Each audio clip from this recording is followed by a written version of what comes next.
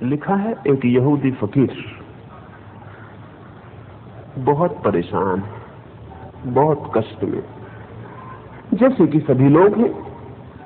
आदमी खोजना मुश्किल है जो परेशान ना हो। अब तक मैंने तो ऐसा आदमी नहीं देखा जो परेशान ना हो।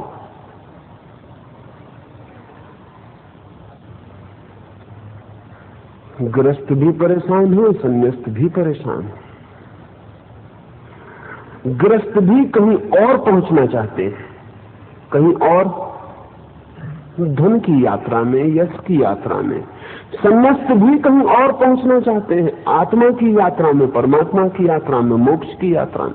लेकिन कहीं और पहुंचने की दौड़ जारी है, और जो कहीं और पहुंचना चाहता है वो तनाव में होगा, परेशान होगा, वो शांत नहीं हो सकता है। अगर मोक्ष भी पाना है तो वासना काम कर रही है, कामना काम कर रही है। अगर परमात्मा को भी पाना है तो फिर वासना काम कर रही है, फिर कामना काम कर रही, फिर कामना दग्ध नहीं हुई। और मजा तो यह है कि परमात्मा उसे ही मिलता है जिसकी कामना दग्ध हो। उसे ही मिलता है कि जिसके द्वार पर परमात्मा भी दस्तक दे तो वो कहे विश्राम करो, जल्दी ना करो, ऐसी कुछ जल्दी नहीं, हम यहां भी काफी मजे में हैं। मोक्ष भी दरवाजे खोले और वो आदमी कह सके कि हम यही मोक्ष में हैं, दरवाजे खोजने की, खोलने की कोई भी जरूरत नहीं। ऐसे ही व्यक्ति के लिए मोक्ष उपलब्ध होता है, ऐसे ही व्यक्ति की तरफ परमात्मा आता है जो परमात्मा से भी कह दे कि ठहरो।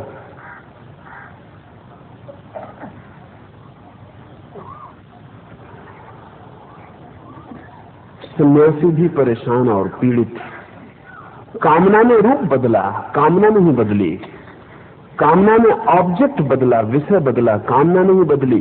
धन की जगह धर्म हुआ, सुख की जगह स्वर्ग हुआ, पदार्थ की जगह परमात्मा हुआ, मकान की जगह मंदिर हुआ।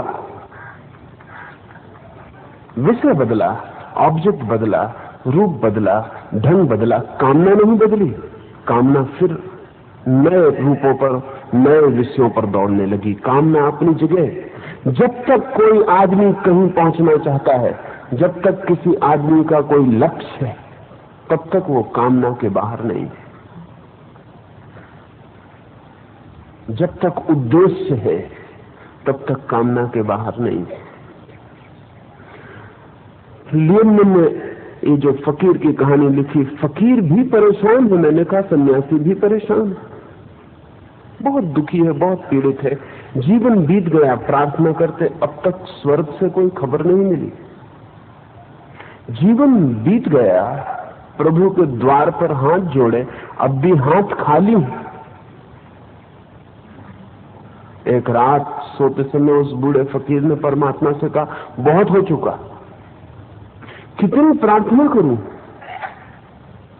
कितनी पूजा करूं, और कब तक तुम्हें पुकारूं, अब थक गया। अब तक तुमसे सुख मांगे, अब तुमसे सुख नहीं मांगता, अब तुमसे इतना ही मांगता हूं कि कम से कम मेरे दुख किसी और को दे दो और किसी दूसरे के दुख मुझे दे दो तो भी चलेगा। मुझसे ज्यादा दुखी आदमी पृथ्वी पर दूसरा नहीं। सभी को ऐसा ख्याल है कि उससे ज्यादा दुखी आदमी पृथ्वी पर दूसरा नहीं। क्यों? ख्याल के कारण। क्योंकि हमें अपने भीतर के हृदय के दुख के कांटे दिखाई पड़ते हैं, दूसरों के हृदय के तो दुख के कांटे दिखाई नहीं पड़ते। दूसरों के हृदय तक पहुंचने का हमारे पास कोई उपाय नहीं। दूसरों के चेहरे दिखाई पड़ते हैं, और चेहरे से ज्यादा धोखे की और कोई चीज नहीं। चेहरा फकेड धोखा है, चेहरा बनाया हुआ है। ओरिजिनल फेस तो कम लोगों के पास होते हैं, पेंटेड फेस होते हैं। मौलिक चेहरा तो बहुत कम लोगों के पास होता है। कभी किसी कृष्ण, कभी किसी बुद्ध के पास मौलिक चेहरा होता है, वही जो चेहरा उनका है। अन्यथा चेहरे तैयार किए होते हैं, दिखाने के लिए तैयार किए होते हैं, मास्क, मुखौटे होते हैं।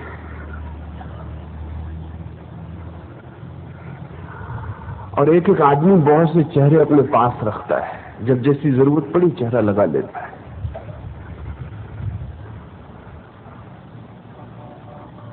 दूसरे का चेहरा दिखाई पड़ता है, मुस्कुराहटें दिखाई पड़ती दुनिया में। दूसरों के हृदय तो दिखाई नहीं पड़ते, नहीं तो आंसुओं के ढेर लग जाएं। सच तो यह है कि लोग मुस्कुराते ही इसलिए हैं कि ताकि भीतर के आंसुओं को छिपा सकें।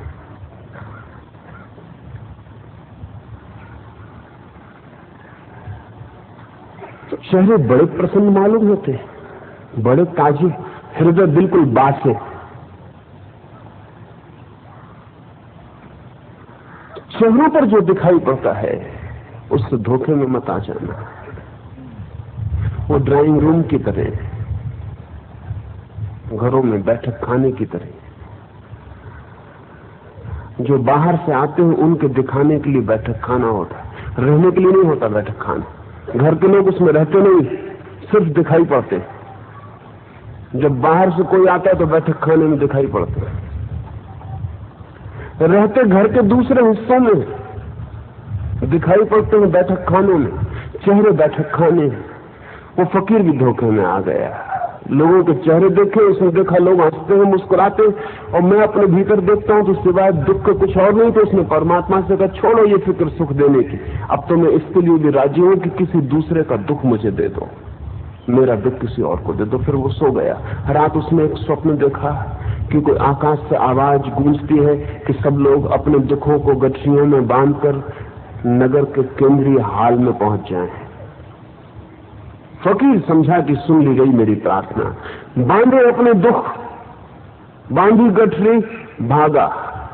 रास्ते पर देखा कि सारा गांव अपनी अपनी गठरी लेकर भागा जा रहा है। लोगों की गठरियों की तरफ देखा तो थोड़ा घबराया, क्योंकि कोई गठरी अपने से छोटी नहीं दिखाई पड़ती थी। लेकिन फिर भी गठरियां बंद थी और दुख भीतर थे। हो सकता है दुख ज्यादा सहने योग्य हो। अपरिचित का भी तो आकर्षण होता है, जिसे नहीं जानते उसका भी तो आकर्षण होता है। अपने सुख से भी आदमी उब जाता है, दूसरे के दुख में भी आकर्षण होता है। साथ रहते रहते अपने सुख से भी उब जाता है। सच तो यह है कि सुख जितना उबाने वाला, बोर्डम पैदा करने वाला होता, उतना दुख नहीं होता। दुखी आदमी उबे हुए नहीं दिखाई पड़ते, सुखी आदमी उबे हुए दिखाई पड़ते, बोर्ड।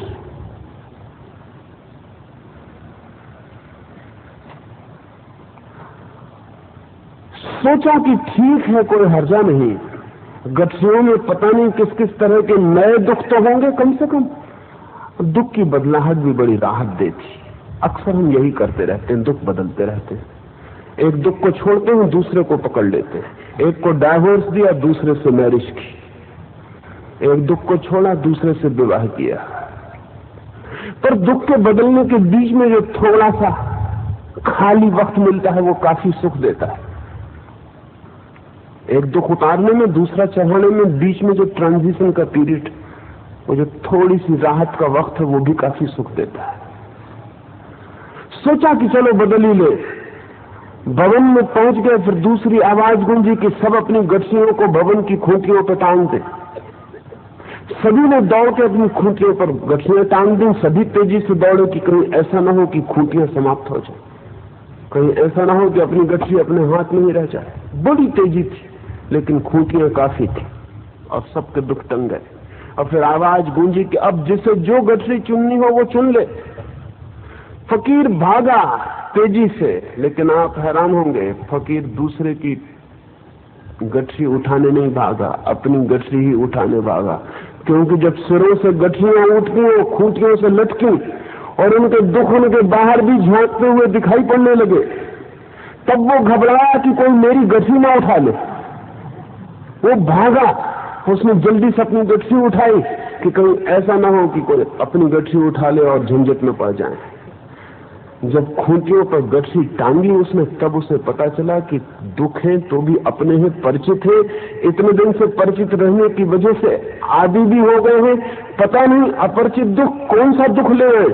और गठरियां काफी लंबी और बड़ी थी। अपनी ही गठरी उस भवन में सबसे छोटी मालूम पड़ती थी। अपनी गठरी उठा के फकीर थोड़ा संतप्त हुआ, उसने चारों तरफ देखा लेकिन बड़ा हैरान हुआ, सभी ने अपनी गठरियां वापस उठा ली थी। पूछा भी लोगों से उसने कि बदल क्यों नहीं लेते, दौड़े तो बहुत तेजी से थे। उन्होंने कहा अपनी ही गठरी छोटी दिखाई पड़ी।